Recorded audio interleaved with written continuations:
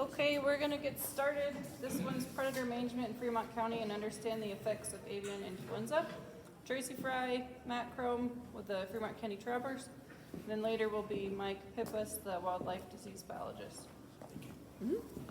I'm Tracy Frye. I'm the federal trapper here in Fremont County, and this fellow on the end over here is Matt Crome. He's the other trapper. And we get calls about just about anything, rats, bats, cats, you name it, but most of our work is coyote and some wolf work these days. We've taken about 700 coyotes out of the county last calendar year. Taken some wolves off the land or face. They were killing calves up there last summer and last fall. So that keeps us pretty busy. We still got around 10,000 sheep in the county. Keep us fairly busy in May and June mostly. Fremont County has the most cow-calf, biggest cow-calf operation. We've got right around 71,000 cows. So we've got February, March, April, we got about 70,000 calves hitting the ground, so that keeps us really busy. We have an airplane here and a pilot. We also have a helicopter here and a pilot. We're pretty spoiled that way. The Predator Board bought us a hangar for the airplane. The Wyoming Wool Growers owns the airplane and leases it back to us. It's a Super Cub, 180 horse Super Cub. Other than that, that's we just stay pretty busy with everything. Has anybody got any questions? Okay, Mike, go ahead. Do you anticipate any changes to your budget now with the new administration? I don't know. I was flying with my helicopter pilot yesterday, and he knows more than me, but he said something about whoever's, I don't know if it's Ag Department or Interior, but they were pretty pro with us, what we do. So I don't really anticipate much happens, but who knows? Just have to wait and see. And what's the status with the M44 program now in Wyoming? Is it dead water, Matt? Are we dead water? Dead for us, Yeah. and I think as on public ground is, I don't think they're making more, so, and supplies run out, The it's gonna capsules. be dead for us. Yeah, we're kind of dead water. And are you still able to get supplies for the Boise depot? We can't get M44 stuff there anymore, private guys maybe, but I don't think they're making more as the supplies run out. Yeah, we're kind of dead water on them. Yes, sir. You said you work for the feds. We do. Is that through Fish and Wildlife? Well, that's USDA, Wildlife Services. Department Ag. Yeah. And between the head tax, every time somebody sells a sheep or a calf in Fremont County, there's $1 goes to us. And so about 90% of our funding is from other sources than the government. So, we have an AD&B board, it's called, through the state, and they pretty much fund us. So the government actually isn't helping quite a bit, but we're still USDA employees. Is it just you two, or how many people are working? Yeah, it's In this county. yeah, in this county, it's Mac and I. Each county has their own trappers and stuff. So in this county, it's Mac and I, and then helicopter pilot and airplane pilot. Yeah. What's your go-to trapping technique for coyotes? To shoot them, or? Most of them are from the aircraft, from the airplane. Mac handles most of the groundwork, and I do most of the flying. So that's the most efficient way to take care of it. We always pray for 3 foot of snow, but nobody wants to agree with us. It's easier to see coyotes. Anybody else? Yes, sir. Yeah, like I was just saying, at the sale ring, every time somebody sells a sheep or a cow or calf, we get $1 head tax, and that's a volunteer. That helps fund us quite a bit. So like you call it street equipment, you're not.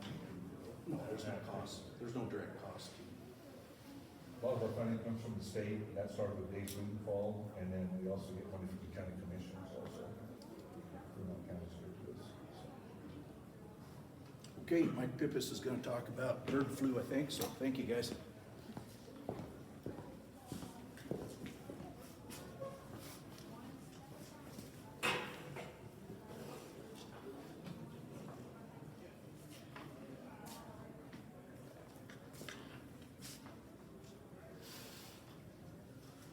What do we need to do to, oh, just came up.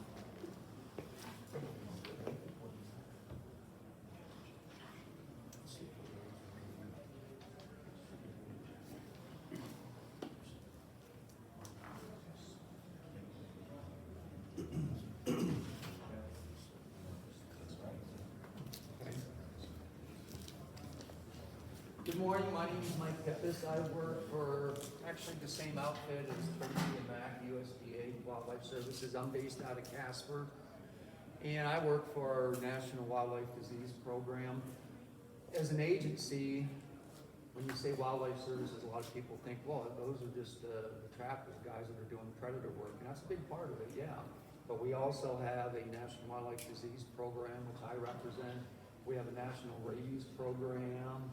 We have an airport program, so we're pretty diversified. And I'm gonna give you a perspective on this avian influenza you've probably been hearing about in the last, actually, number of years. Gonna give you an update on the status in wildlife, primarily wild birds, and actually domestic animals too, because there is some crossover. Before we start, we'll get into the taxonomy, as they call it. Taxonomy is classification, how humans like to tend to group things into different categories. You know, we're mammals along with coyotes. Mammals have certain traits, reptiles have certain traits. That's taxonomy, it's classification. All the same thing applies to viruses. But in the viral world, a lot of this is based on genetics. And viruses reproduce by, or replicate as it's more correctly called, by what's known as reassortment, and they also replicate by mutation. And as a general rule, viruses don't like the status quo. They're always jumping around, changing. We all have firsthand experience. Everybody was here for COVID. That version of the virus that we started off with was not the same version of the virus that we ended up with 2 or however many years later. So that's almost a given with viruses. The rabies virus, that changes over time. You get different subtypes or versions of the virus that are more or less virulent and show up in different critters that, other than their normal hosts.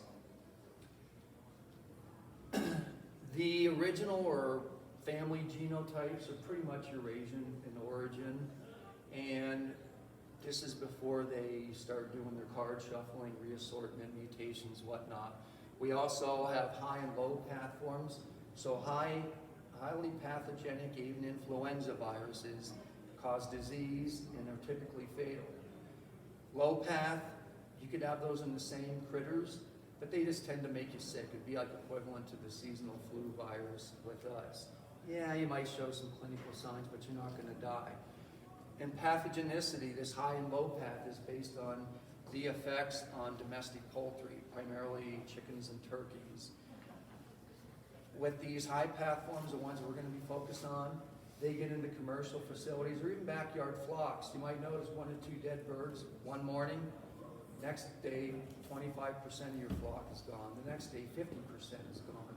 So think of the ramifications in the commercial standpoint with our poultry industry. You probably noticed with your poultry products, eggs as an example, not just recently, but this has been going on for a while. So you probably noticed over the years that, damn, eggs aren't cheap anymore. Some of you, I'm guessing, are probably from the Lander area. My supervisor who lives in Lander was telling me that recently he paid $8 or $9 for a dozen eggs, which some of you might be used to that, but those aren't old-time prices, and you can't blame all that on, oh, it's inflation, because we all know groceries are expensive, but this is above and beyond. These are some of the ramifications we see down at the lower level. So how did this virus get here? I said the parent-type virus, the unreassorted viruses were found in Eurasia. This first statement, that's their classification terminology. For example, I don't know what 2.3.4.4b does. I'm not a virologist. But the gist of it is that was the parentage line that was identified in Europe back in 2020. All of a sudden, boom, within a year it shows up in Canada. Then in North and South Carolina later that year it shows up in a number of different species. Any duck species, dabbling or diving ducks, are natural reservoirs for the viruses that are adapted to each other. And if you want to be a good parasite, virus, whatever, you don't want to kill your host because you're cutting your own throat, proverbially speaking. So they're adapted, these viruses are adapted to waterfowl. Those are their natural hosts. So they can replicate and be released out in the environment by all these ducks. And guess what ducks do? Migrate everywhere. Here's a really good example. So from your index case here, where they first detected it in North South Carolina, these are bird band return data. So they've shown, not necessarily infected ducks, but ducks from North and South Carolina can go all over the place. What a better way to move a virus or any kind of disease agent around than by migratory waterfowl. Holy crap. This inset shows you the 4 different flyways. So really from that alone, and band return data is really small compared to total numbers of birds out there. So really only the Pacific flyway was not infected here initially, but it's kind of a moot point because you got a lot going up in here in Eurasia. They say from certain points in Alaska on a clear day you can see Russia. It's that close. So guess what? You got that same thing feeding down from Alaska down through the Pacific flyway. So nobody or nothing is immune, really. To find out what's out there, you have to actually start looking for it. That's one of the sayings in the disease world. You want to find something? Start looking for it. And if it's out there, you probably will. So we did determine, for example, like when it showed up in North South Carolina, that was a result of our targeted surveillance. So in other words, that's a nationwide program where you're looking at wild waterfowl, looking specifically for this virus. There's 2 other methods of surveillance we'll touch on too, but most of this emphasis is on what we call routine targeted wild bird surveillance. And you're focusing on apparently healthy birds. In other words, they're not obviously sick. Hunter harvest is great because they're doing the work for you. Dead birds are a lot easier to sample than live birds. Live capture, you can use, I use rocket nets, swimming traps, but it's way more time intensive. It's fun, but it's pretty time intensive. I mentioned that ducks are your natural reservoir hosts that show the highest prevalence of this virus. So what a better place to look. So this is routine surveillance, and you might ask, well, so why are we doing this in the big picture? What's the point? Well, it's an early warning system. I told you how the impacts on the domestic or our poultry industry nationwide. So you want to know, you want an early warning as soon as possible, and you want to know when it's spreading around on the map, so to speak, to help give you some advance notice, especially if you're into the poultry industry. You always have guidelines, rules, protocols when you're doing this surveillance. So we broke down our surveillance into seasons. You can see the delineations there. And you have sample numbers for all different flyways. We do this in all 49 states except Hawaii, but I think it's going to change because just recently, within the last month, they found this damn virus in Hawaii too. You know where Hawaii is? It's not even any of these flyways. It shows up there. So that might change there. And then we also do it in some of our U.S. territories, Puerto Rico, Virgin Islands. Your target numbers are determined by the state, your flyway, and historical data, detection data from the past, because we've been doing this on and off since 2000. I remember doing it back in 2006. So just to give you some idea of numbers, this is going back to beginning of May 2023. All these maps I'm going to be showing you have been updated within the last week or 2. But what's interesting about that is I could give this talk a month from now, and a lot of this could be outdated because things are just changing so rapidly, but the trends still stay the same. So for example, in Wyoming, since this date, this is how many birds we have collected and sampled. And this, the wild bird front is primarily me. So, hey, what did we find out of all those numbers? So these are positive wild bird samples, and this is going back a little bit further in time to January 2022. So two things here. One, it's pretty much all over the map. So these are positives, not birds sampled. And Wyoming's no slouch in that regard either. We have it here. It's out there.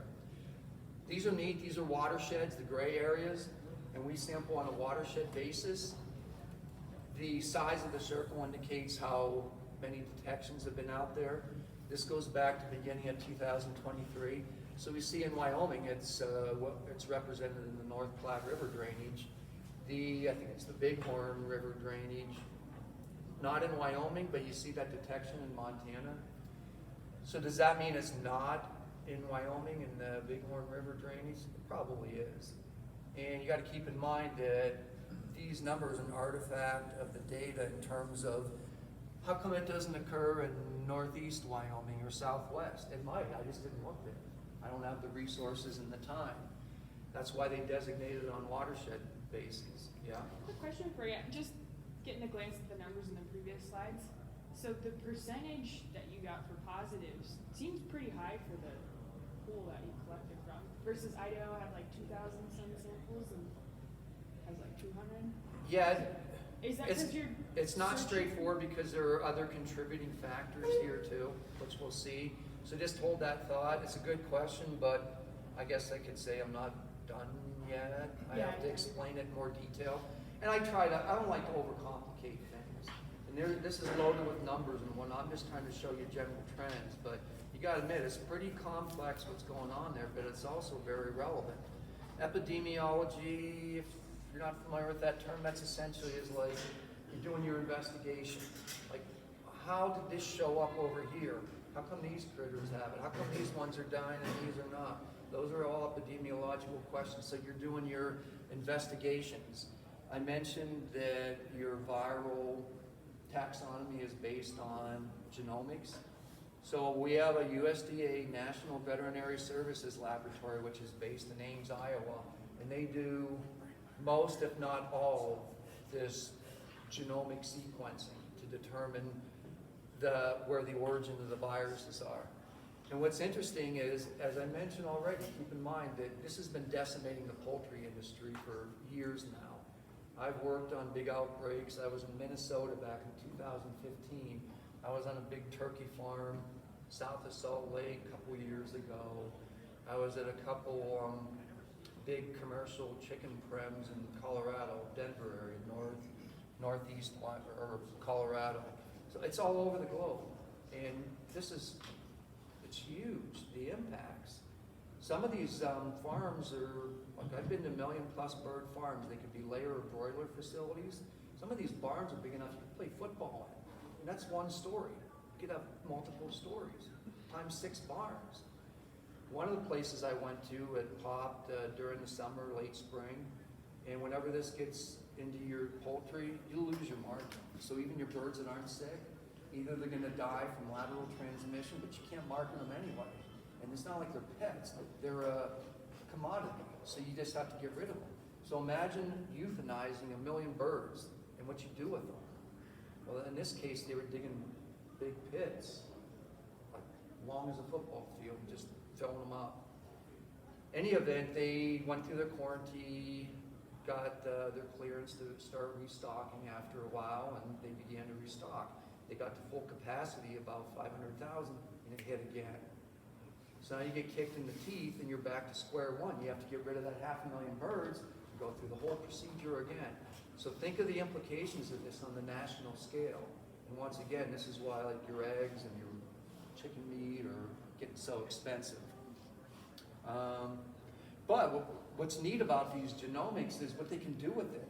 So looking at the virus in the poultry and in wild birds, they can say, you know, in 85% of these poultry prems in affected parts of the country, the virus is 99 to 100% similar to what we're seeing in wild birds.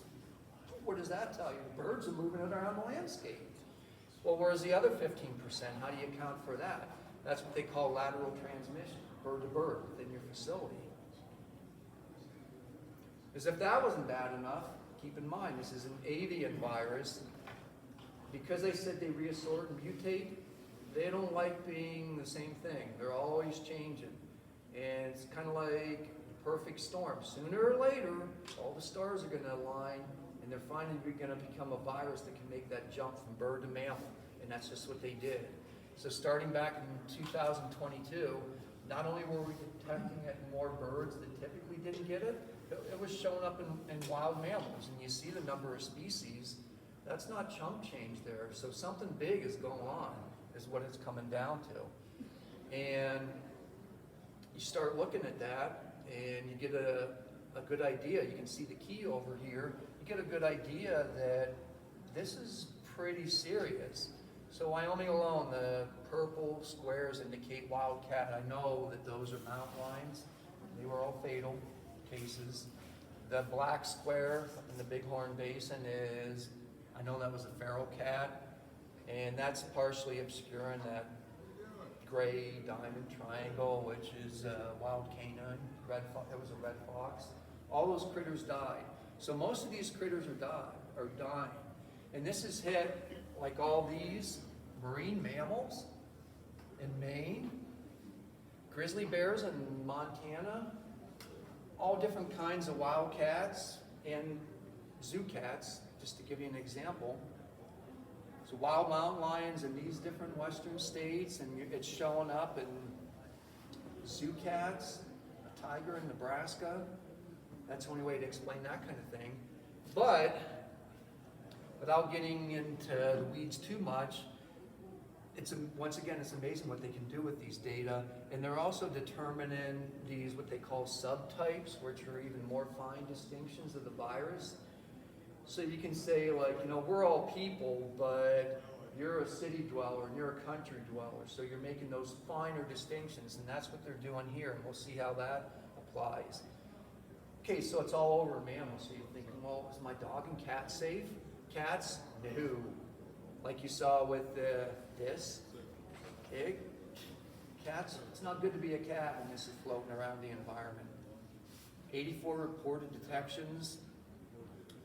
Sometimes this occurs on poultry farms, because what farm doesn't have their complement of cats, either domestic or feral? One common theme here, I guess I didn't mention, is, so how come you have such a diverse array of mammals that are getting infected? Marine mammals, tigers. Well, a big part of it is think about what they eat. Even predators oftentimes scavenge. So you have a dead bird that has a high viral load in it, and marine mammals, they scavenge quite a bit. I'm going to pick on them. So they come eat one or more infected carcasses, and all of a sudden, voila, you're infected too. And once again, now this virus has realigned itself so it can start killing mammals too. Dogs, and this is what's interesting, how you think, okay, so it's knocking the crap out of cats, but it doesn't do anything to dogs. We've had it in coyotes, and I mentioned that red fox, but it's not as pathogenic in dogs. Why, I don't know. I have to ask the virus. Okay, now getting back to your question, another method of detecting it out there in the environment, that targeted surveillance, it's focused, even though it's pretty expansive, and you're doing a lot of, it's a lot of legwork, it's a lot of hard work. I mean, just hanging out waiting for hunters to show up at check stations or where they come out of the field, you can eat up a lot of hours. It can be good, it can be bad, depending on how slow it is or how busy it is. Occasionally you have these, what they call morbidity and mortality events, where birds are sick or dead in large numbers. They're either the same species or closely related species. And oftentimes, because AI, the clinical signs are neurological, you'll see these type of neurologic signs. Now, if you have 100 birds that are messed up, dead, do you need to sample all 100 of them? You better be sampling some. What percentage? Probably call your lab you're going to send them to and say, hey, what percentage of these do you want? Because there's no need to sample them all. They're probably dying from the same thing. any event, you start looking at these impacted birds, and once again, keep in mind, this is on a national scale. And these are not just coming from my efforts or those of the National Wildlife Disease Program. They're coming from, in our case, Game and Fish. I don't know that we have a huge number of rehab facilities in Wyoming, but in some states, yeah. And even us, like Joe Blow, the average citizen. Their eyes out there on the landscape too. So look at all these detections from morbidity, mortality events, and this is going back to 2022, pretty much all over the country. And maybe this answers your question, 53% of all these positives I've been talking about, whether in Wyoming or across the country, have been detected from morbidity, mortality events. When something's sick or dead, something is impacting it or killed it, right? Well, you got to test it before you know for sure, but oftentimes it's this. As if things don't get bad enough, what happens when the virus shows up in an endangered species? Here's a classic example. It said the California condor is the most endangered bird in the world. I don't know what their numbers are, but back in 2023 in the spring, a female condor tested positive. Guess what? It was a fatal case. Then since that time, they started dropping like flies. When you have endangered species, you don't have much to play with in terms of extra numbers. So the federal government, USDA, approved an emergency use of a vaccine only for the first time, but only in these condors. But before you want to go stabbing your birds, especially considering they're endangered, don't you want to know if this vaccine's going to work without killing them? So they did these safety trials using surrogates in the form of black vultures, which are pretty similar taxonomically. And you can see the details and numbers there. The gist of it was ultimately they decided, hey, it's safe to vaccinate them. So you vaccinate your birds, you let them out in the landscape. Meanwhile, you're still monitoring your wild free-ranging condors that are already out there. And they've determined that, hey, you know, these wild birds that are already out there, they were getting exposed to the virus, but guess what? They're starting to show titers, which means they're showing resistance, which is what you want. Because otherwise, your wild free-ranging condors are going to be dropping out of the air too, and before you know it, they could be extinct. So that shows you how extreme this can get and the implications. Now, if that isn't bad enough, you mentioned it gets into mammals, and it's primarily a poultry disease. Now what happens when it gets into cattle? This can of worms got opened back in, I remember when it hit last spring. First showed up mysteriously in a herd of Texas dairy cattle. And since then, it's spread to 16 different states. And this is one of those classifications I was telling you. This isn't the same thing that was in the wild birds, this B3.13. It's something new. And it's highly adapted to cattle for some reason. So how it got there, they don't know. But once it's in your dairy herd, it's going to go cow to cow, lateral transmission. Now, it doesn't kill cattle, but it does, they do show clinical signs, malaise have really run down, and most importantly, from your standpoint, the producer, their milk production goes down. And if half your herd of 1,000 cattle is not putting out the milk it does, that's cutting into your profit margin. Have they detected the virus in the milk? Yes, they have. And, you know, I can really get into the weeds on this. Like I think one of the latest things they want to do is what they call bulk tank testing. All the milk from your cows goes in the big tank. So instead of saying, hey, you got 1,000 cattle, I'm going to come out and I'm going to test 100 of these cattle one at a time. If they're all given milk, you just go to your tank and say, let's see if it's in here. Then if you determine it's positive, if you want or need to, you can go back and say, okay, now we're going to test individual cows. But anything related to agriculture, produce, really because we're a global market anymore, on anything, think about how much stuff we get from China. The implications of this are huge. Okay, so 943 confirmed cases in 16 different states, which you see here. In December, they sent me to California to work on one of these dairies. And the latest stat, I learned it could be a bit dated, but it's still pretty telling. So back in early December, of 2,000 plus commercial dairy herds in California, they had 10 to 12 a day popping positive for this virus. A day, every day. How do you get ahead of that or even keep up with it? It's just totally out of control. And this is probably the worst case scenario, but look, it's pretty much all over the map.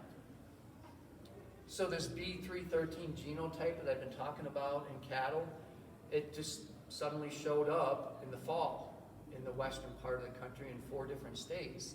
Then I told you about it showing up in early spring, last spring, and it continues to spread. One thing I didn't mention is, yeah, it's in dairy cattle, but it also gets into poultry too.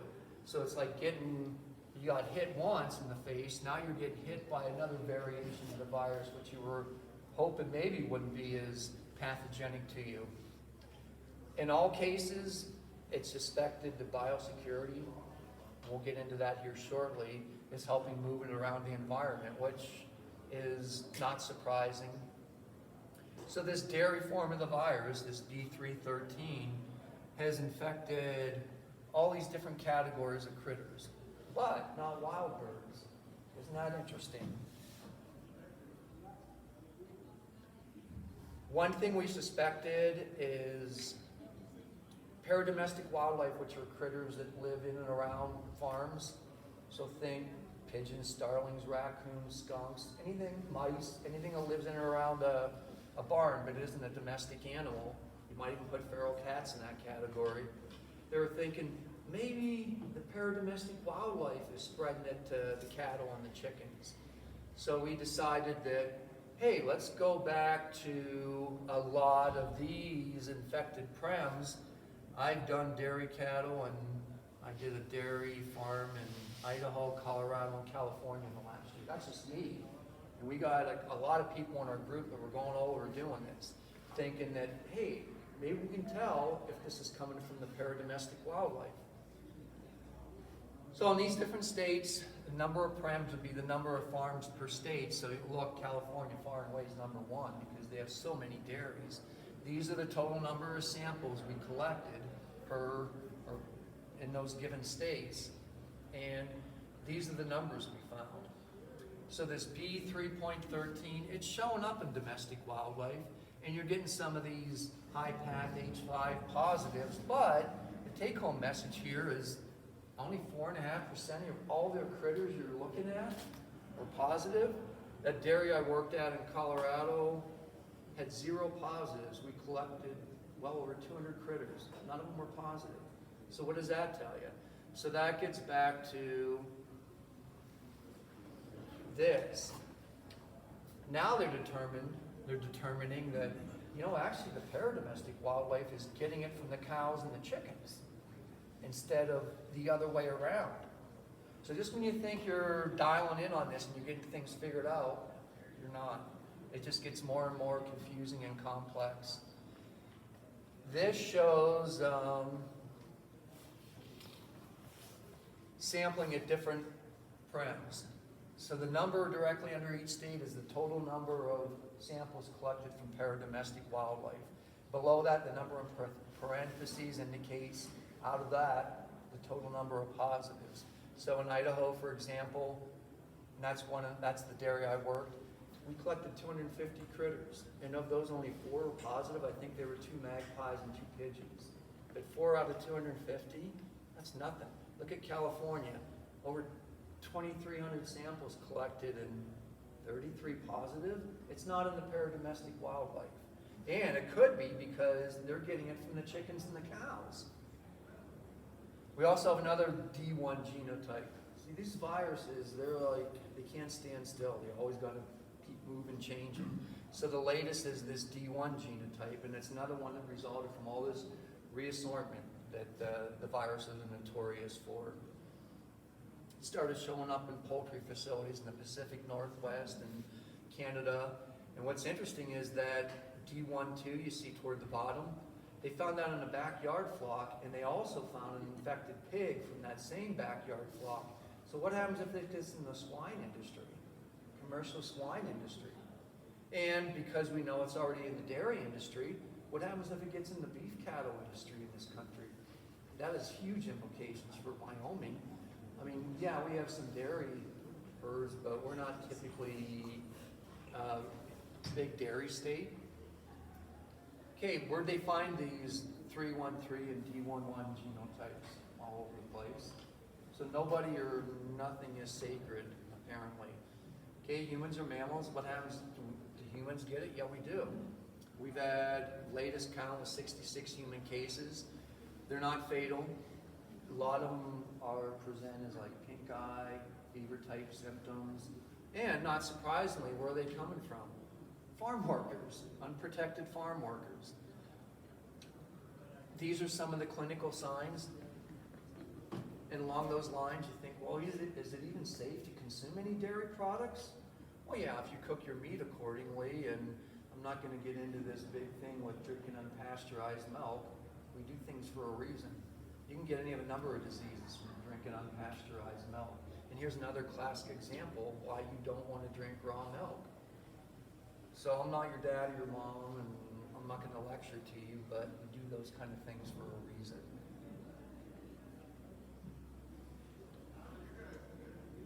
The CDC, you've heard of the CDC, at least in relation to one of the watchdogs during the COVID outbreak. Centers for Disease Control, that's their job, to monitor diseases in humans, wildlife. So they're all over this because they have to be. These workers that get sick, they're doing the epidemiology on them, the investigations, they're monitoring them long term. Hey, you're sick, I want to check you in 3 months, 6 months, a year from now. That's what they do. And they're keeping their proverbial finger on the pulse.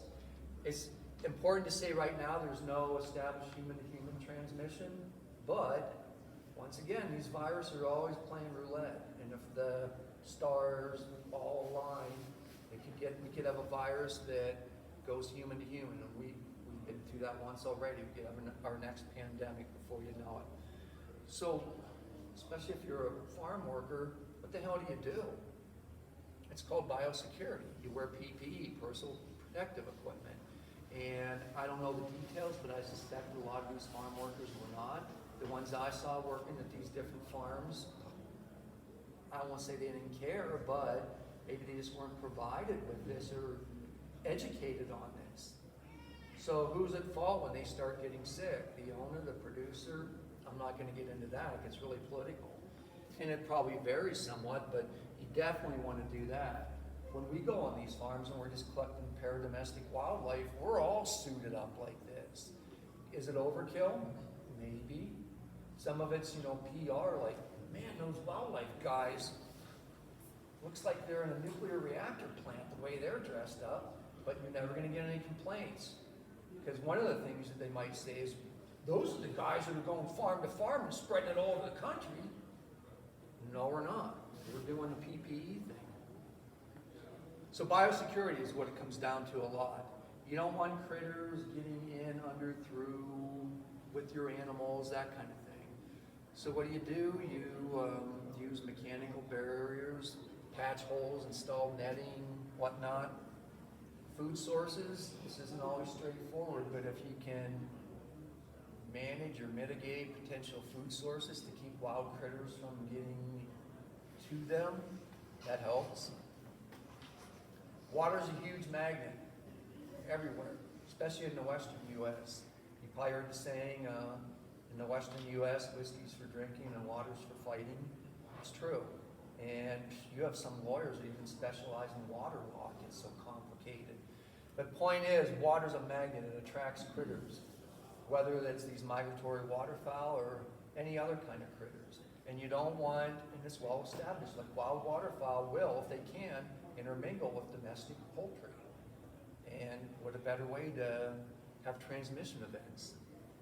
So if you could sum this up in a huge nutshell, what I've been talking about for the last half hour or so, I don't want to call wild waterfowl a culprit, but they were the main natural reservoir host. And look how it spread from there. Are humans next? Or swine next? We don't know. So those are big question marks here and here for now, but all I can say is stay tuned and be careful, keep your eyes open, and hopefully things won't get any worse. Lord knows, we don't need another pandemic. Just quit breathing, huh? Yeah. Okay, that's all I had officially. Are there any questions? I know I covered a lot of material. I find it really, it's intriguing, it's fascinating, and it's very complicated too. And guess what? We're all involved in this, like it or not. And part of this is education. You know, you don't know about a lot of this stuff until you're told. And that's one of the reasons I was glad to come here and do this, because I'm kind of getting the word out, so to speak. Any event, that's all I had. So the mortality rate for domestic poultry is about what percent? 100. 100? Yeah. If they're infected, they die, or we kill them because they have it? You can get in the weeds on this. The gist of it is you, a domestic poultry owner, say you own a poultry farm and it breaks out.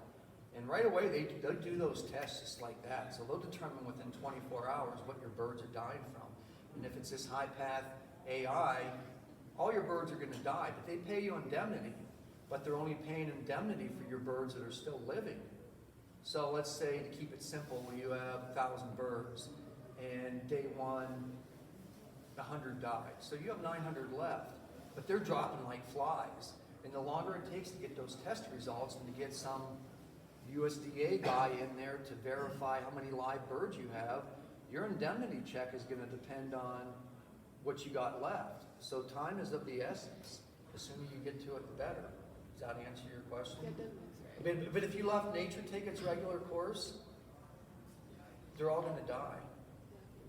Is there a good chance that this virus will mutate at some point to where the mortality rate drops for domestic poultry, or? I've never heard that question. It's intriguing. You never say never. Isn't that If you the back me up against the natural wall, maybe trend? give you an answer, I'd say probably not, but I don't have any evidence for that. It'd be neat, but those pathogenic forms, they seem to stay out there. And if anything, based on the evidence we've seen so far, they just get, it's like a criminal that just keeps getting worse and worse. It's kind of a dire prediction outcome. That'd be nice if they did get nicer, the viruses, but I don't know that that's going to happen. Good question, though. Anybody else? The humans that are getting it at the dairies, is that transmitted through the milk? No, it's, I don't know if I had a slide that showed this pretty well. I might have taken it out here because I had to really pare this down. Think about all your potential routes of exposure. A lot of it's respiratory. You know, you're in working with the chickens and they're flapping around and they're blowing all that debris up in the air. And what do? You breathe it all day. So what a better way to get it? Gets in your eyes. That's why you're seeing clinical signs like pink eye. But no fatality so far. And that's why you want to use that personal protective equipment. I mean, you can say it's really inconvenient, but do you want to get sick and potentially die or not? So these owners should be providing their employees with all the necessary PPE. And then you also have to keep in mind, like lateral transmission. Say you and your brother have farms next door to each other. You're sharing equipment, maybe even workers. And it's been established, some of these workers, they'll work at a chicken farm during the day, then they'll go over to the dairy and work a second shift or the last half of their day. And you're moving tractors, equipment, people from site to site. That's lateral transmission. It's kind of like bird to bird. You got contaminated clothes, equipment, you just move it to a new location. It's like picking up a fire from an existing one and go start a fire over there. You let them go, they're going to do their thing, and it's probably going to catch.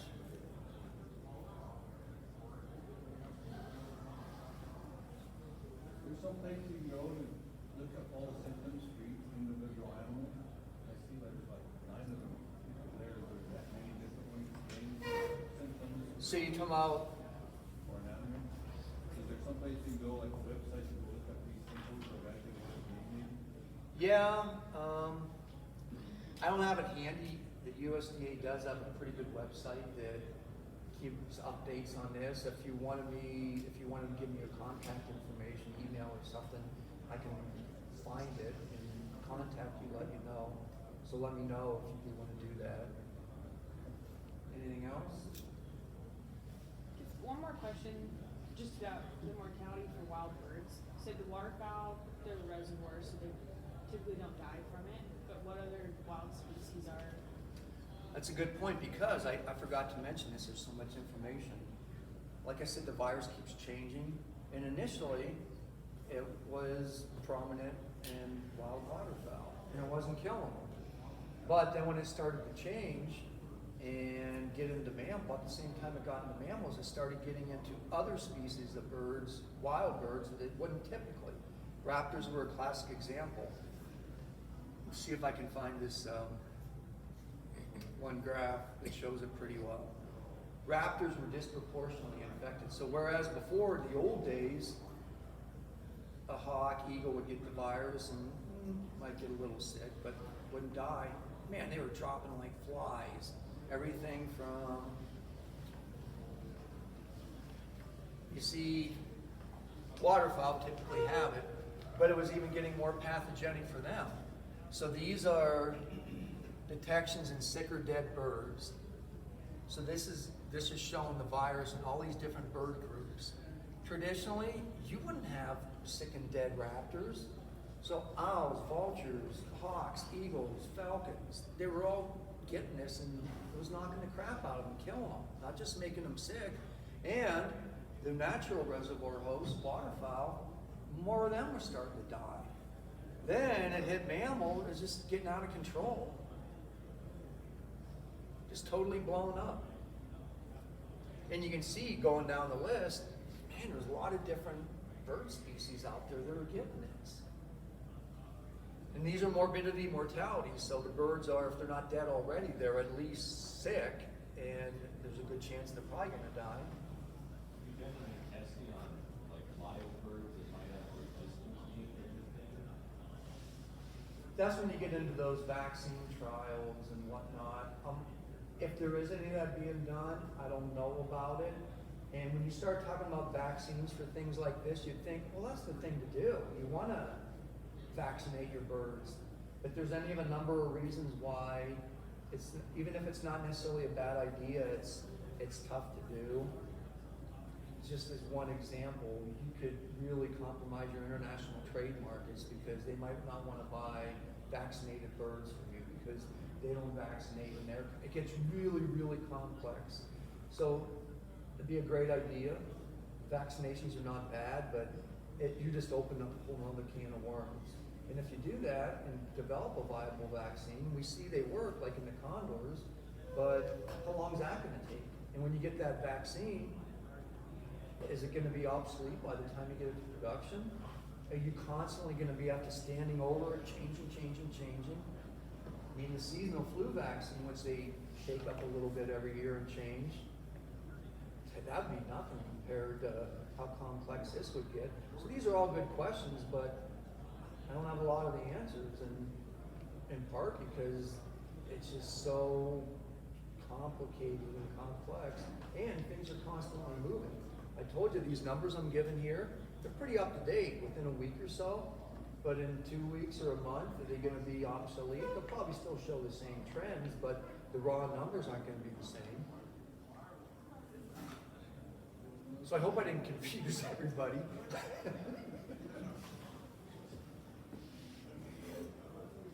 Anything else? Okay, thank you.